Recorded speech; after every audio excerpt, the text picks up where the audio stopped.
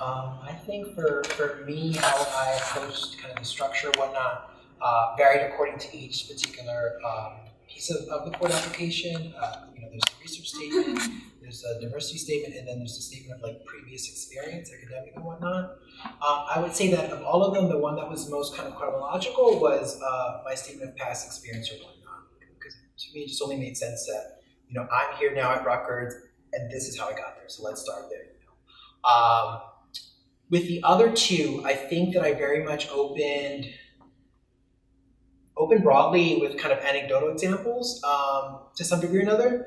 Also, I was reviewing my application this morning. I realized that in all the pieces of my application, somehow, I don't know how I did this, but somehow the final sentence kind of brought me back to the beginning. So everything kind of closed up.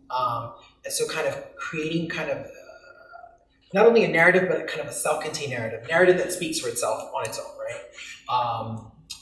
I think it's really important.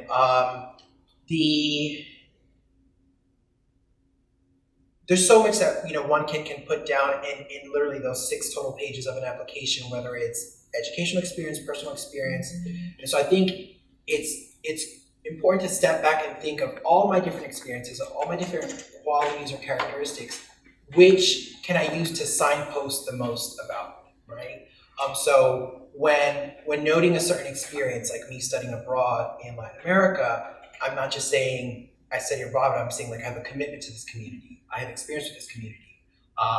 My research interests now in Latin America go back to that, right? So thinking about the kind of the elements that you put down, whether it's personal or professional or academic experience, how again it all builds up to where you are now and what you're doing now.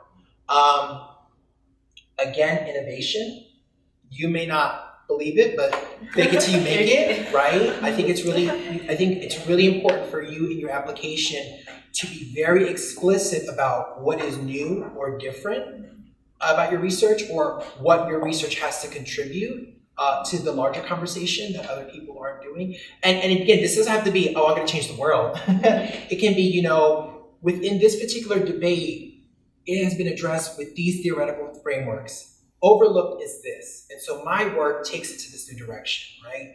And in doing so, we address all these other issues. So it's always important to kind of vacillate between the specific, but also again, always going out to the broader, right? My research statement, at the time was specifically about the Hispanic Caribbean, but towards the end, I, opened it up and said, this is about identity politics, this is about migration, this is about history, right?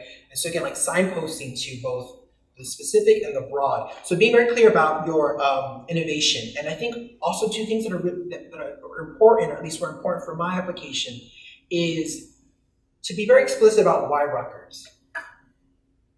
There are many reasons by which we end up here. The fact is you're here now. And so you're asking to be funded here at Rutgers now.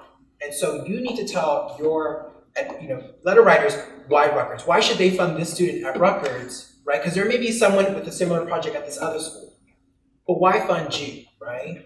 And I was like clear, Rutgers as a state institution is underfunded compared to some other schools, yet this is one of the top spaces for critical Caribbean studies, right? So I have institutional academic development coming for me, but I'm going to need that money to make that happen, right? And so making a case to why Rutgers, but also why you are the one most qualified to perform this research, right? Because I have this background, because I've done this research, or because I'm now in this program that will ensure that I get access to these skill sets, I'm the one you need to fund because I'm the one who's going to do this right?